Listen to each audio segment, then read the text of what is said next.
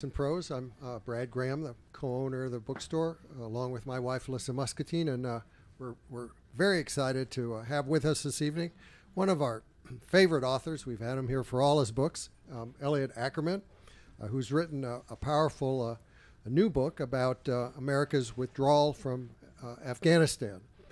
The book's called The Fifth Act. Elliot left the U.S. military a decade ago after serving several distinguished tours in Afghanistan and Iraq with the Marines and later as a CIA paramilitary officer. He took up journalism and also went on to a career as an author, writing 5 excellent novels so far, 2034, Red Dress in Black and White, Waiting for Eden, Dark at the Crossing, and Green on Blue, as well as a memoir, Places and Names. His new book, The Fifth Act, is also part memoir, but it's an informed analysis as well, drawing on his own personal experiences, analysis of what went wrong in Iraq. Elliot focuses on the final chaotic week of the U.S. pullout when working with a network of other veterans, journalists, and in-country players, he got personally involved in helping a number of Afghans flee. His descriptions of that tumultuous, catastrophic period are gripping, recalling how those rushing to get out had to thread through Taliban checkpoints, desperate crowds, and nervous American troops to catch flights out of Kabul's besieged airport. The dramatic collapse of the U.S. mission and rapid seizure of power by the Taliban prompted Elliot to reflect on his own battlefield time in Afghanistan, and he weaves personal history into his account of America's military misadventure there. A Kirkus review called Elliot's book a must-read account of the end of America's longest war, and a publisher's weekly review praised the book as a moving elegy for a blighted struggle. Conversation with Elliot will be Kori Schake, herself quite experienced in military affairs and foreign policy. She's currently at the American Enterprise Institute and previously worked at the International Institute for Strategic Studies in London. Before that, she had an accomplished career in government, including stints at the State Department, the Pentagon, and on the White House National Security Council staff. She's also taught at several universities and has written several books, the latest of which is America versus the West: Can the Liberal World Order Be Preserved? That is your latest book, right, Kori? Is that right? So please join me in welcoming Elliot Ackerman and Kori Schake.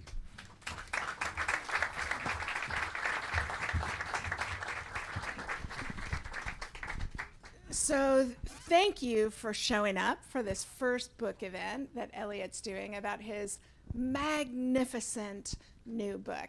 We are living through such a renaissance of veterans writing. The men and women who have fought the wars of the last 20 years have been extraordinarily literate in really interesting and diverse ways. If you're not familiar with, so just some of them. In addition to magnificent Elliot Ackerman, there's Phil Cly, there's Brian Kastner, there's Matt Gallagher. Who am I missing? Kevin Powers. Excellent. Lots of great veteran writers metabolizing the experience of their wars and their re-emergence into American society. And it's so exciting to be able to talk with Elliot about his outstanding new book, The Fifth Act. It opens with a genuinely memorable first line. Do you want to say it, or will you? I don't trust my. The war is still ongoing, but I don't go to it anymore. Yeah, it's even better than that. Do it verbatim. Very quickly. The war has always been there, even though I don't go to it anymore. And I keep a list of best opening lines in novels, and they not only have to be memorable in their own right, they have to actually exemplify what the book itself is about. And this captures so much of the poignancy and the trauma and the anger that the book conveys about America's wars in Iraq and Afghanistan. Talk a little bit about why that was the opener for you. Can you, this thing, is this working? Yeah. Okay. I think one of the things.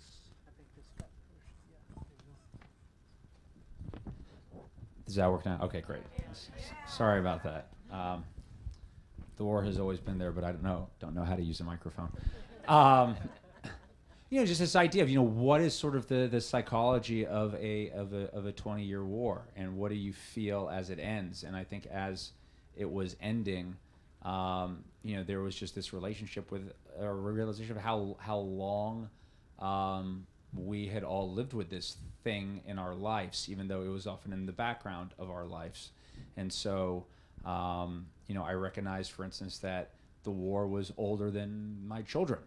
So I had a relationship with it longer than with my children, longer than with my wife. And now it was sort of ending in a very dramatic fashion in Afghanistan. And I was just sort of lying there one night thinking about that. I'm sort of saying goodbye to this thing that I had this extremely long and at times conflicted relationship with. And so that, I guess, inspired the first line of the book. And you write a lot early on in the book about the moral weight of having to choose individually to stop participating because the war's going on. And that wasn't the experience of veterans in most prior wars other than Vietnam.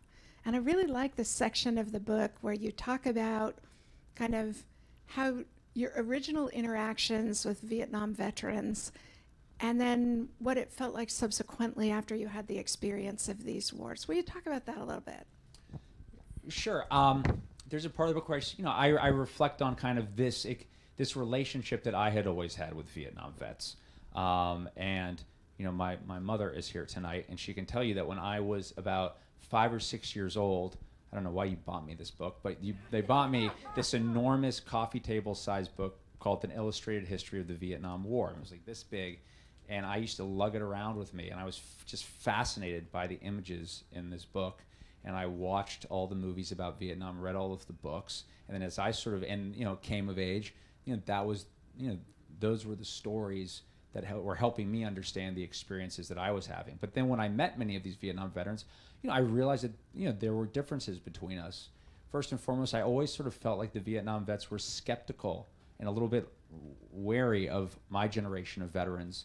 And I sort of chalked this up to, well, they probably think there's something wrong with us because so many of us volunteered for, multiple tours. We're all volunteers, and many of them were draftees, or even if they did volunteer, they volunteered knowing they were going to get drafted. So there's that skepticism. Then I was always thinking, and maybe for them, there was this really acute sense of disillusionment because, they're children of the 1950s, which was a much more sort of idealistic time. There was no Call of Duty back then. And, I'm not as, my generation, we didn't have as many illusions, so we couldn't be as disillusioned as they were. And I sort of always, that was sort of the conclusion that I had landed on for years about why, as great as many of the Vietnam vets were, I always felt like there was just this little bit of space between us. And then I experienced last summer, and the way the war ended, the dramatic fashion in which it ended, and this sense of, frankly, watching our leaders just sort of turn their back on this, saying, this is done, we're turning the page, and this sense of kind of betrayal. And I don't think I was the only one who felt that at the time. And it made me, among other things, look at the Vietnam guys differently and look back on a lot of interactions I'd had with them and be like, that little distance I felt between them wasn't the skepticism they had of me as being a volunteer. And it wasn't the fact that, they were more disillusioned because they had more illusions. No, it was they knew how it ended. And they knew that I hadn't seen the ending yet. And they knew that kind of always at the end of war comes this type of betrayal. So that was something it was just it was a new conclusion for me that I arrived at last summer. So I realize I have an advantage that you all don't, which is I've already had the privilege of reading this book. So let me tell you a little bit about it. It is a memoir that reads like a thriller because the pacing of it threads together three things. First, a family vacation in which consequential world events, namely the decision to abandon the war in Afghanistan, is occurring, simultaneous with, taking your kids to Rome and watching them want to be gladiators, and mixed with reflections on the experience of his deployments in the war, mixed with a scathing condemnation of the policies, both of the wars themselves and of their ending. Talk a little bit about how you thread those together, because I'm a huge fan of your literature. And for those of you who haven't yet read his novel written with James DeBrides, 2034, it's about a war with China that both the U.S. and China lose. And how much did that affect your pacing? What made you thread these things together? How is that reflected in the title of the fifth act? Sure. This wasn't actually a book that I expected to write. So as things were deteriorating in Afghanistan, sort of in early August of last year, my editor at Penguin Press basically proposed to me, would you like to do a paperback original, 30,000 words, just sort of explaining what has happened in Afghanistan?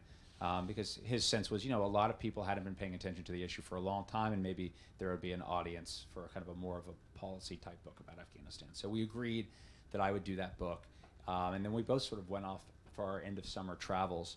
And, and I entered kind of what becomes the narrative arc of the book, which are these 2 weeks when everything is collapsing and we're trying to get people out of the airport.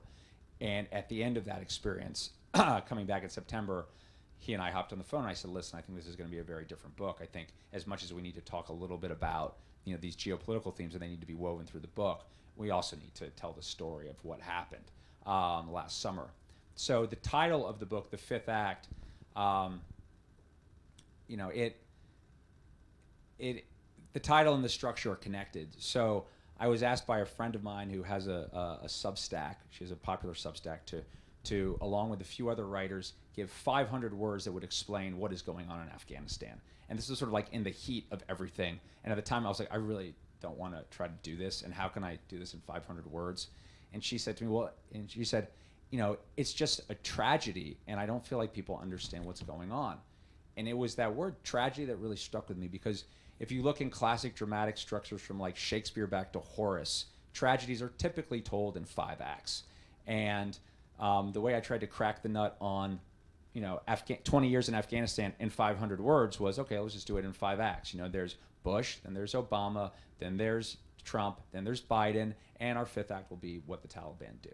And that idea stuck with me as a structure, and so that is in the book, of how the book kind of talks about what's occurred in Afghanistan over 20 years. But then this summer, I was also involved really in 5 distinct evacuation cases that had different outcomes. I wanted to tell the story of those 5 cases.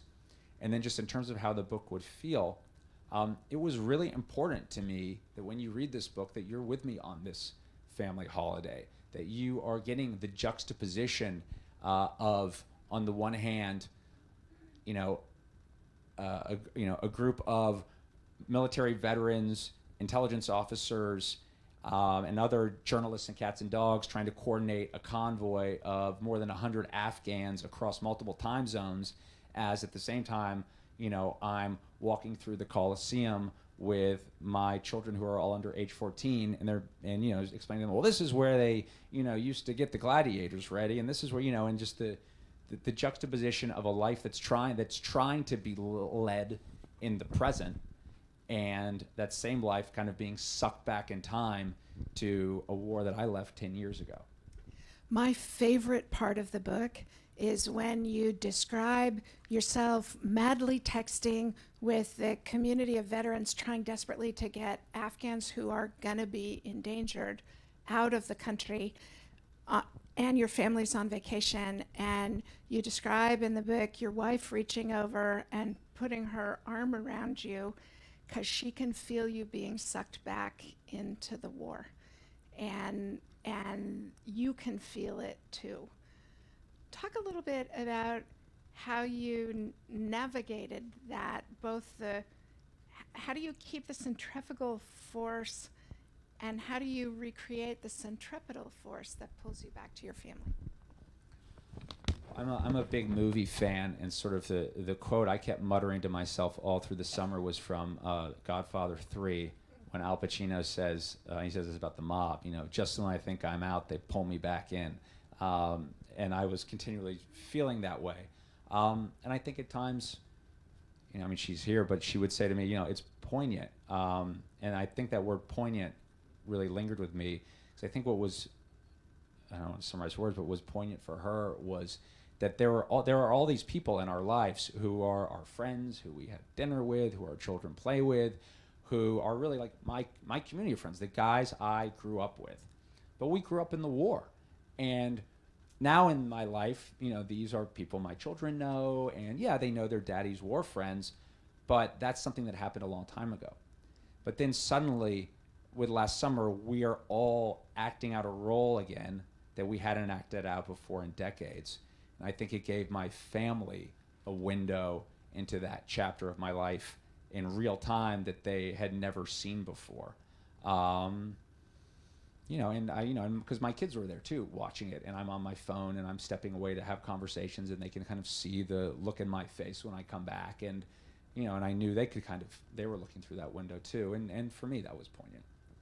So it's not only a wonderful memoir, it's actually a wonderful policy analysis of the mistakes of the conduct of the war and the mistakes of the end of the war.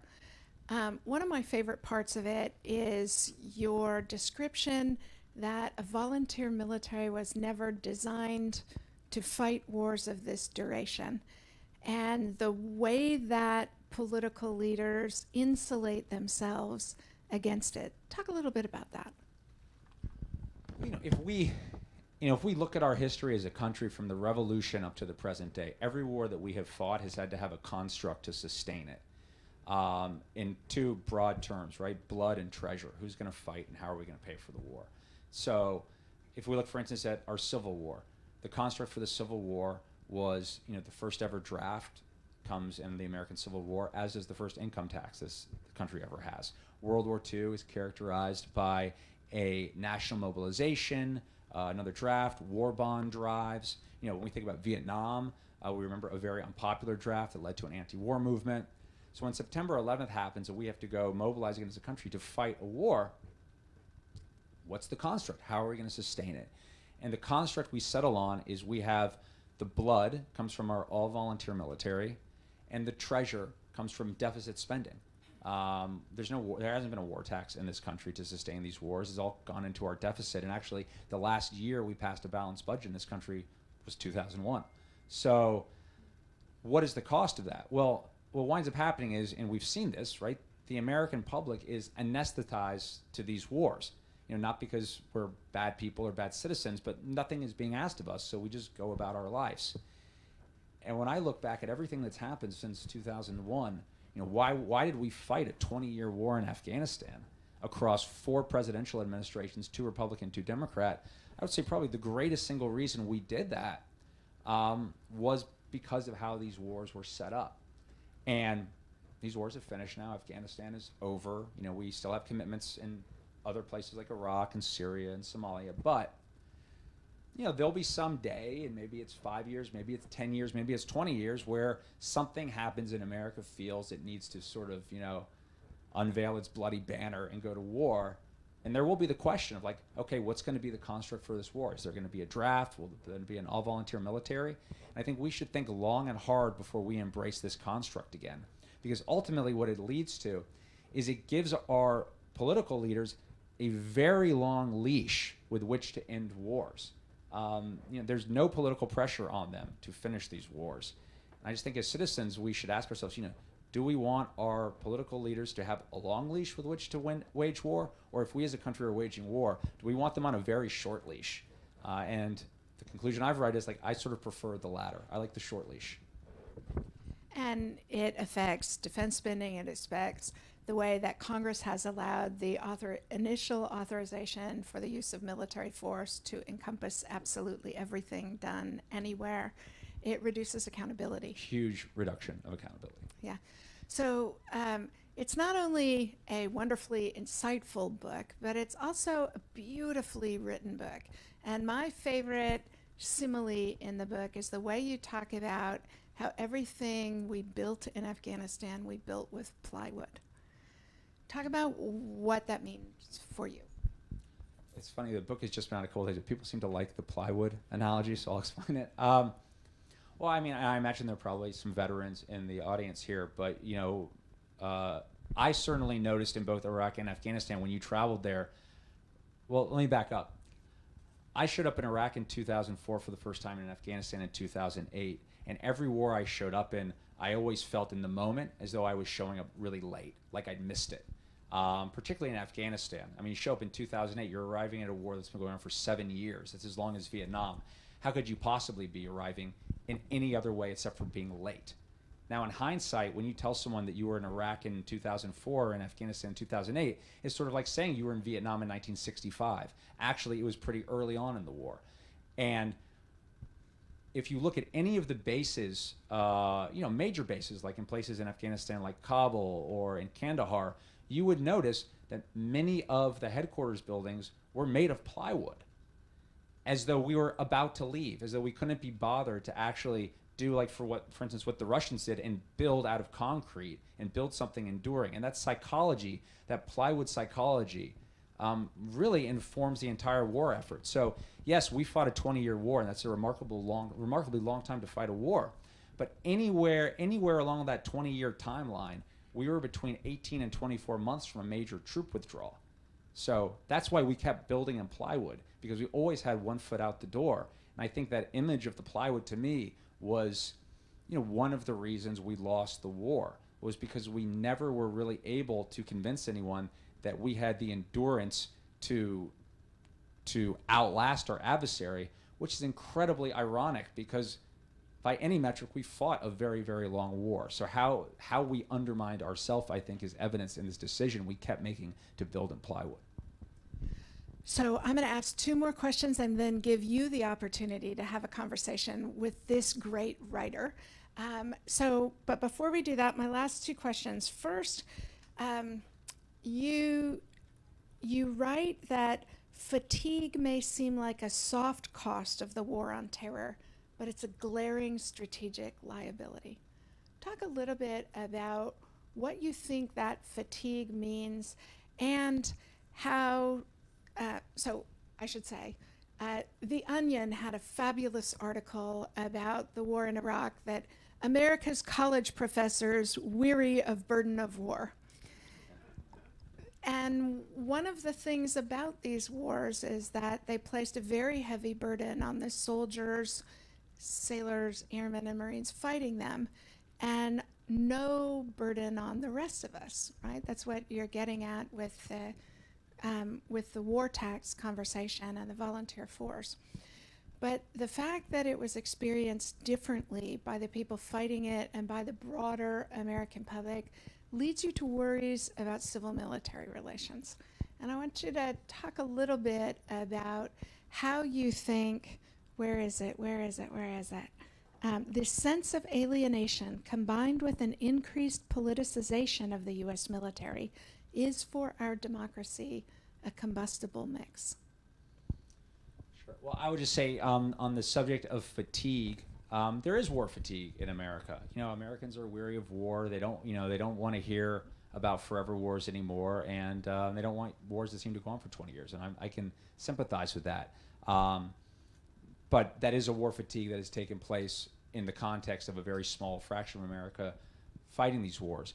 But I think war fatigue is a strategic vulnerability for the United States, because if our adversaries know that we are unwilling to fight certain wars, it makes us vulnerable to the aggressive actions of our adversaries. And you've seen that actually over the decades. I mean, you saw that in Syria, when Bashar al-Assad was fighting the war in Syria. I mean, he knew that there wasn't going to be a really significant U.S. troop commitment.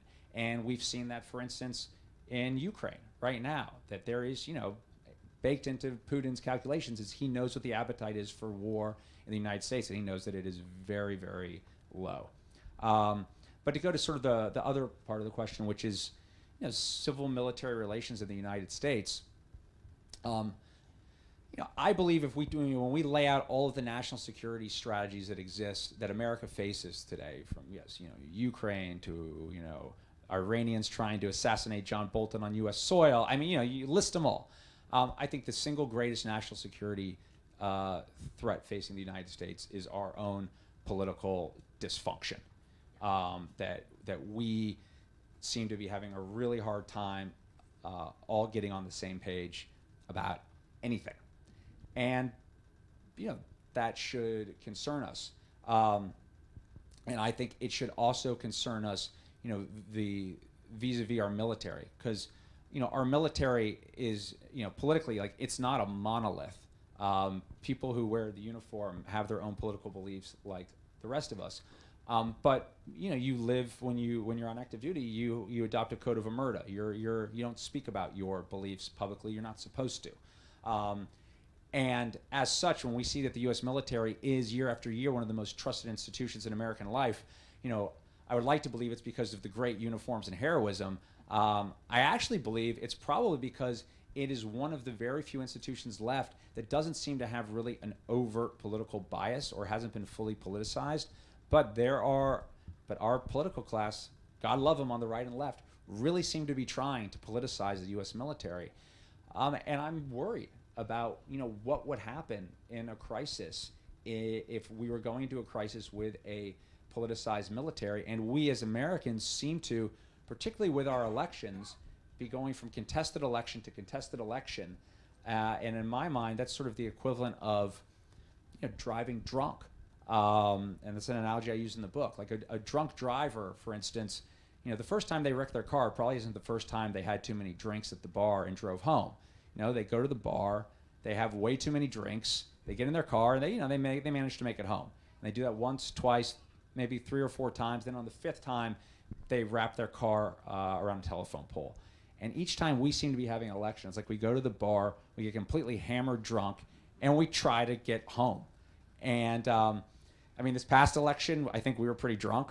I don't know what's going to happen in 2024, but our military, it concerns me, when you think of how the military could feature in that, when you remember what the summer of 2020 was like, when you had national level politicians, saying that we should deploy federal troops. Like, just in my own mind, and I place some of that out in the book, I can imagine very precarious situations where our political class might try to draw our military into that, and it worries me. So there's data on public attitudes that supports your judgment about politicization of the military. The Reagan Defense Institute has done surveys of American public attitudes about the military for the last several years. And in the last 4 years, public admiration for the American military, while it remains the strongest, the most admired institution in American public life, support has dropped by over 15 points. And it looks like the reason that happened, it's not that we're not winning our wars. You don't see any difference before and after the abandonment in Afghanistan for the military. You see it for the president, because the American public is woefully ignorant about military issues, but their judgment is actually very good. They understand the political leadership is responsible for the strategy and resourcing and therefore success of the wars.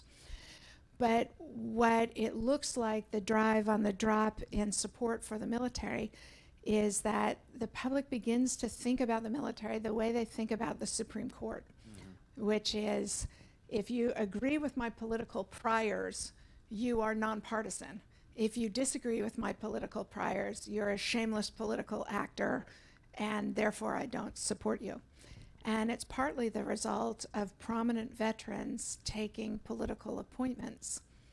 And it's a difficult issue because the other term for veterans is citizens. and they can and should be central parts of our civic life. And yet the public doesn't make so big a distinction between the active duty military and retirees. Well, and that's important because, when you have the lack, there isn't the same literacy. So I think Joe Public, when they see a retired 4-star general taking a position, they don't recognize that that's different than an active duty 4-star general taking that position. And, I don't have the same data, but I think it's very obvious that that is eroding the credibility of our military. But we tend to fixate on our retired flag officers as being the ones we're talking about with regards to civil-military relations. And I write about this a bit in the book, but I'm sort of focused on like the tier that's about 15 years younger than them.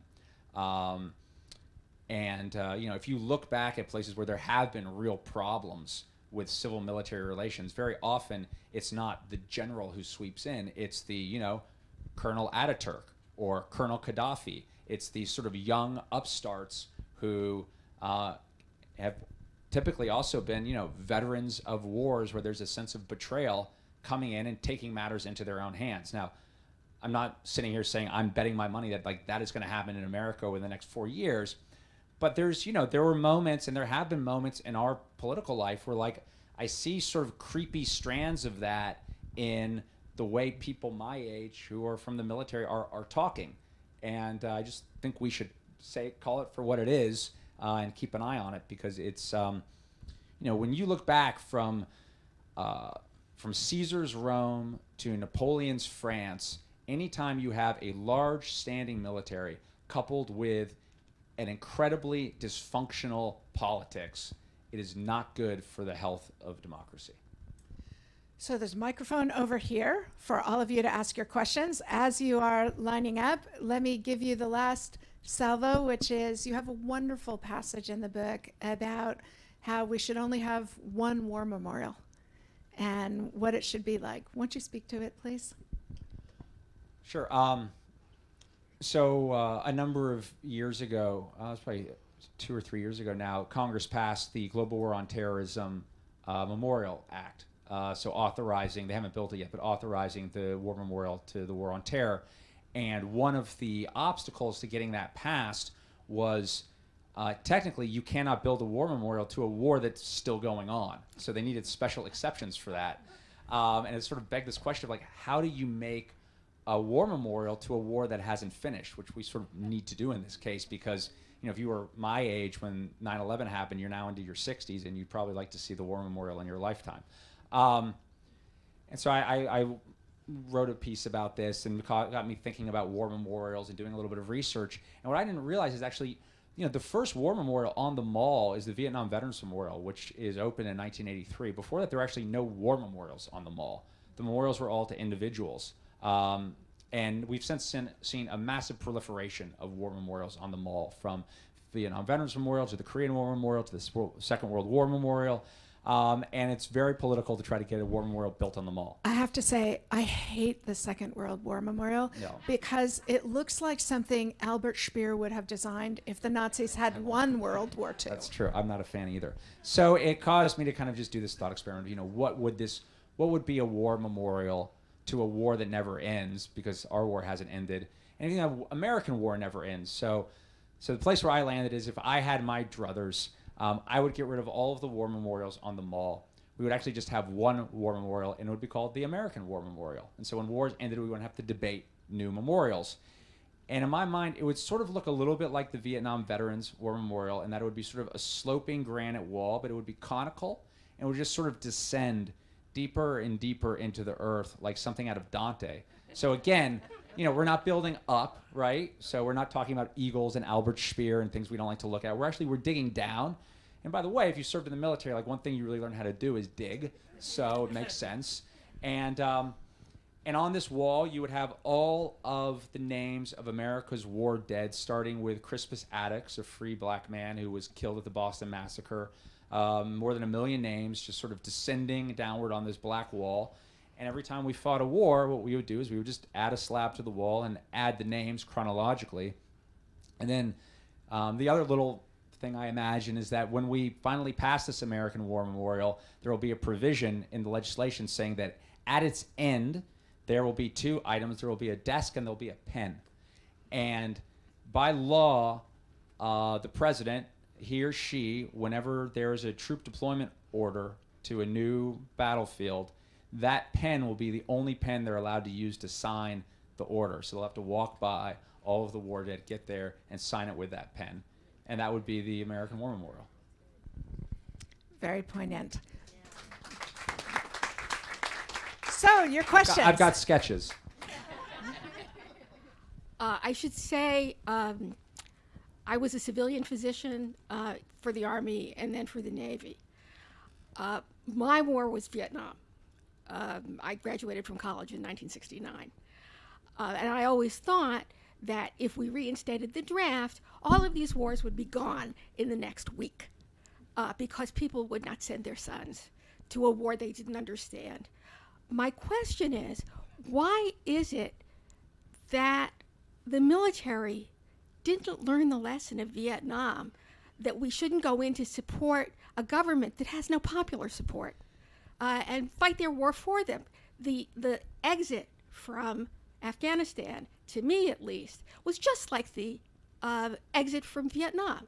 People trying to hold on to the helicopters, people taking planes and flying out and trying to ditch near a U.S. vessel. We left tons of people behind. So the answer I would give to your question, Sure, before letting Elliot answer, is that it's certainly true that the military should have learned lots of lessons from prior wars that they didn't.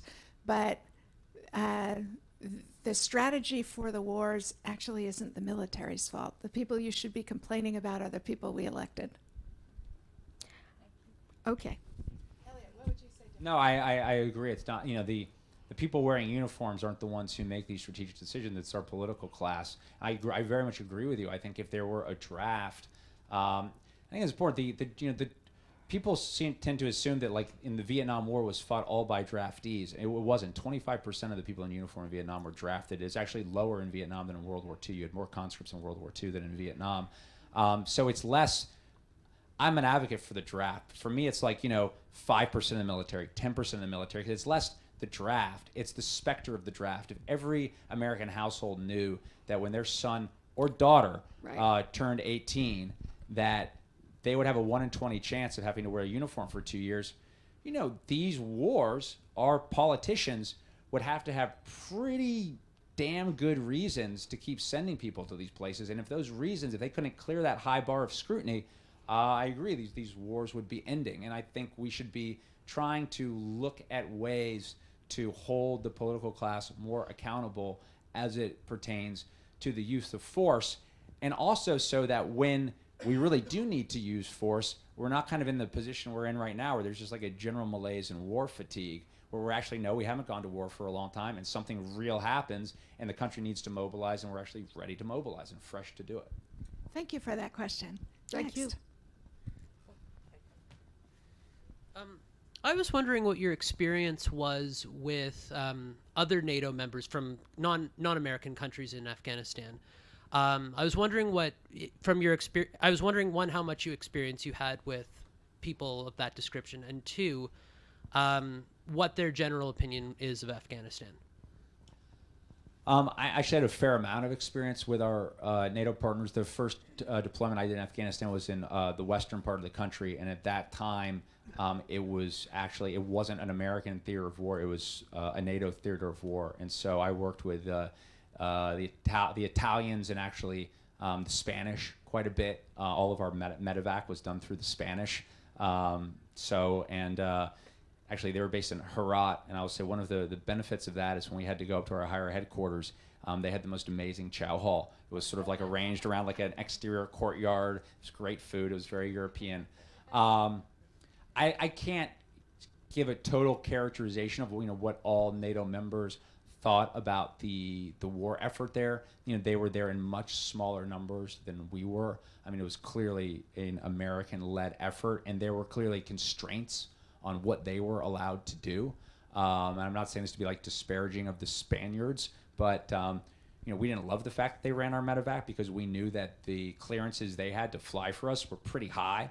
Whereas American pilots would just hear something was happening, jump in their helicopters and come. The Spaniards had to make 15 phone calls to make sure it was okay. So there was some dysfunctionality in the way we fought that war with our NATO partners that I think just comes with the complexities of fighting any war of alliance. So one of the worst examples is the Germans who, this was their first deployment outside of Germany since just about World War II. And yet would call on American support if they came under fire less than 10 kilometers from the front gates of their own base. They would want us there, making them feel safe. But I do think the broader point is that it's better to have allies fighting on your side than to have only Americans do the fighting. And if we were being asked to put American troops under somebody else's authority, we would put an awful lot of caveats on the use of American forces. So it's tempting to complain about what allies won't do, but that's because we're always in charge. And if we were to let anybody else be in charge, we would be piling those same kinds of caveats on. Anybody else? Why don't you please come up to the microphone so that people can hear you? Hi. Yeah. The war is like almost as old as I am. It started like the year after I was born. So like my interaction has been super naive, almost, or was until the collapse. Because I remember like I was working an analysis job. I was like as an undergraduate. I was young. I was looking at like tax efficiency collections for the Afghan national government and all these things that I got the idea that the Afghans are doing quite well. I thought that Kabul was doing okay, and then when we pulled out, which I was like, okay, maybe not yet, maybe not. When the collapse happened, I was just completely surprised. Everything I knew about Afghanistan was wrong, and so when I scrambled to go find stuff, I found like stuff from the Army Department of the Army published stuff in like 2015, predicting this almost exactly. So it's like did you ever sort of see the collapse coming the way it did? And if you did, when did you sort of realize that was possible? This is a great passage in the book, by the way. Go ahead. I don't recall the passage you're talking about, so if I'm inarticulate, please read the book. Yes, there were a lot of people who I think saw this coming or were very concerned it was going to happen.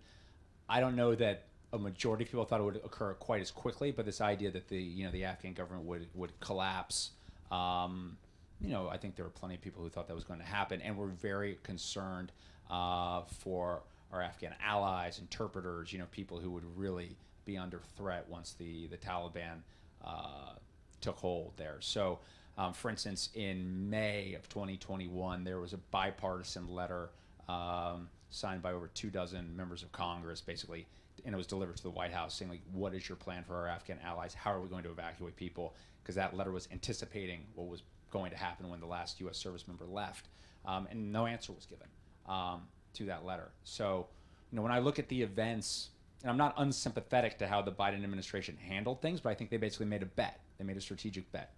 Their bet was that there was going to be a decent interval. So the last U.S. service member was going to leave on, first was September 11th and became August 31st. And, that notion, decent interval, comes from Nixon in Vietnam, that we would leave and there would be some period of time, years hopefully, but could be as short as months, before we saw some type of dramatic collapse in Afghanistan. And, maybe it would never happen, but that there would be a decent interval. When there was no decent interval, there was no contingency plan, and we were left holding the bag. And what the book kind of recounts is what everybody did at that moment, because my entire network lit up. I'm sure there are many people here who had the exact same experience, and everyone is asking for help or asking for help for their family member who's still there who needs to get out. And I mean, believe me, like if there was some State Department email address or hotline that I knew was really locked in and great, and like I could tell them, like, call this hotline, you'll be totally like, trust me, I would have, and we would have enjoyed our holiday together. But there was nothing, and what you saw was just a lot of people filling in the gaps. But to your question, like, did you see it happen? I did not predict that this would happen, but I think that the administration made a big bet and they lost the bet, and the result was the debacle of last summer. And I would add two things, if I may. The first is there's a wonderful passage in the book where you describe talking to Admiral Mullen, the former chairman of the Joint Chiefs of Staff, who's desperately trying to get somebody out of the country. And you reflect, it shouldn't be the case that a former chairman of the Joint Chiefs of Staff is having to work with an informal network of retired military folks to try and get, like, this is the definition of failure, that you're having to engage at that level informally. Can I just interrupt? I actually think I wasn't the one who said that. I think my wife is the one, if I recall, who made that point to me. Because there are many times in this where I you're watching what is happening, and I think, almost like someone who's in a very dysfunctional relationship, I'm sort of like, well, this is just how it is, like I'm. He's talking about with the military and the abandonment of Afghanistan, not about his wife. No, not my wife. Yes, thank you. In a dysfunctional relationship that I've had, it's yes, with the war, I'm like, well, this is just how it is. So there would be moments where, I would be on the phone, and everyone when I have a lot of respect with, but I'd get off the phone, she'd be like, who was that? I was like, it was Mike Mullen. It's like, what does he want? Well, we got to do this and that, and she would say to me, like, you realize how screwed up this is, that this is how it's ending. It's this just sort of, scotch taped together effort to get all these people out. And I think it certainly was pretty messed up. Yeah, so thanks for that question. Thank you. Hi. So I just wanted to ask, it's not specifically related to Afghanistan, but talking about government speculation and bets on protracted conflict and war. With the escalation in Taiwan and how the Indo-Pacific Command is functioning now, with 350,000 civilian and military personnel really stationed in Guam and Australia, but not so much within the Third Island chain, and with our R&D not being so much on HGVs and fractional orbital bombardment, if you thought that, we're escalating a crisis that Foreign Affairs has said that we're not really even going to be able to defend until 2040, where Beijing is gearing up to potentially be able to win that war by 2027. Are there any takeaways you think the government is making that, they're making these big bets, but they're not allocating resources with Indo-Pacific Command, especially in terms of how they originally wanted to? Do you see that kind of changing with the experiences we've had? Yeah. I think we're playing a lot of catch-up now very quickly, particularly in the Pacific. And it seems that, there's been this sort of remarkable, it's been going on for a while, but I think it's been very acute in the last 2 years, where everyone is awakened to the fact that, oh my God, like we're suddenly living in the age of peer level competition, and Russia is invading Ukraine, and China is launching these, very aggressive military exercises in the Taiwan Straits. And we're waking up to that. When we look at the war on terror, one of the costs of the war on terror has been our attention. And so, when I was sort of coming of age, it was sort of in the Frank Fukuyama end of history. The great challenges to American primacy will be asymmetric actors, terrorists, and that's where we need to focus our energies. And ironically, the great threat to America were these asymmetric actors, but not in the way we thought. It wasn't that there was some dirty nuclear bomb that took out New York City. It was that these asymmetric actors took our attention away for 2 decades from the symmetric actors and allowed them to grow capabilities that now we're really struggling to match in important ways. So I don't know, necessarily what the next 5 to 10 years are going to hold in places like Taiwan, and whether or not we're going to be able to fill that gap. It seems we're at least paying attention to it now. And I don't think it would be wise to precipitate any crisis with China. But again, it's, and this kind of takes us to Ukraine as well. Like, you have to find the balance between not wanting to precipitate a crisis, but also, encouraging peace through strength and showing that there is an appetite for conflict.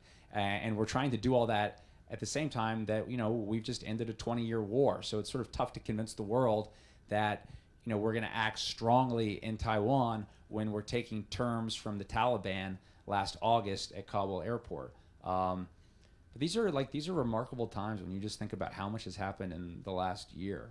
Things are happening very quickly right now. So I would add two things, if I may. First is the Foreign Affairs article you cite is by Oriana Schuyler Mastro, who's part of my team at AEI. And we just put out a book of essays on Taiwan because we vehemently disagree with each other on the subject of whether there's a near-term military threat to Taiwan, the nature of the threat, America's ability to respond to it. And I learned two things from the good folks I work for in this process. The first is that we are at great risk of over-militarizing a problem that is a lot broader than military exchanges in the Taiwan Straits. So the first thing is America's allies in Asia are pleading with us for an economic and trade strategy that will allow them to reduce their reliance on China. And the Biden administration is basically protectionist and can't give them that. And that's the biggest gap. The military gap is significant, but it's not the biggest problem with our strategy in Asia. And the second thing is a lot of the analysis about the U.S. facing challenges over a fight over Taiwan is narrowly constrained to the Indo-Pacific. And yet the U.S. has a lot of levers in the world. Persuading the Indian Navy not to let oil shipments pass through the Indian Ocean to China, for example, is an enormous lever the United States could pull. And there are lots of others, which the war in Ukraine has demonstrated that when we put our mind to it, we actually can do these things if we don't over-militarize the problem and if we get serious about the undertaking. Great, thank you. Hello, can you hear me?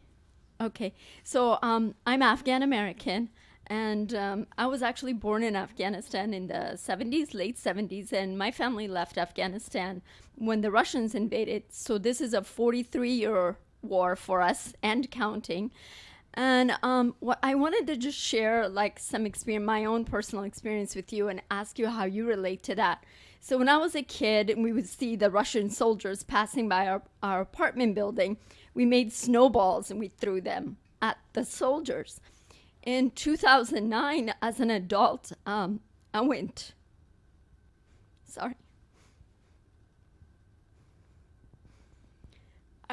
back to Afghanistan and and I happened to be visiting a friend who worked for USAID, and so we were being guarded by US Marines, etc., to go from place to place to help women in her project. And I noticed that Afghan kids were throwing rocks at our car. So now, it was just a really interesting place to be, for me to have thrown snowballs at the Soviet soldiers, and now Afghan kids are throwing rocks in a car that I'm in as an Afghan American. Fast forward to last year's chaotic withdrawal, and my family was trying to get my cousin and her husband and kids out of Afghanistan. And what I noticed is the amount of compassion by U.S. military personnel was something I never expected. You experience war twice, and you see soldiers, as people like with guns and things like that. But then you see soldiers like I did last year who are like coming together and bringing these people that they were friends with, that they fought alongside with. And that compassion, I wonder, it's very complex. It's not as simple as like, it was us and them and all of that.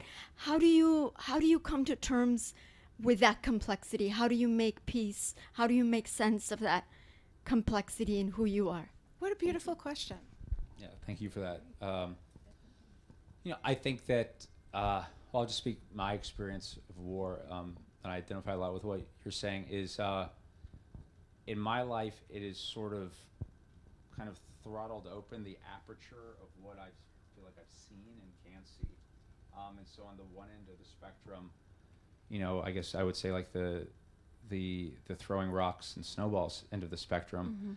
Mm-hmm. I feel like I've seen sort of the depravity of like how people are capable of hurting each other in really awful ways, and sort of the dark side of the human race is capable of doing.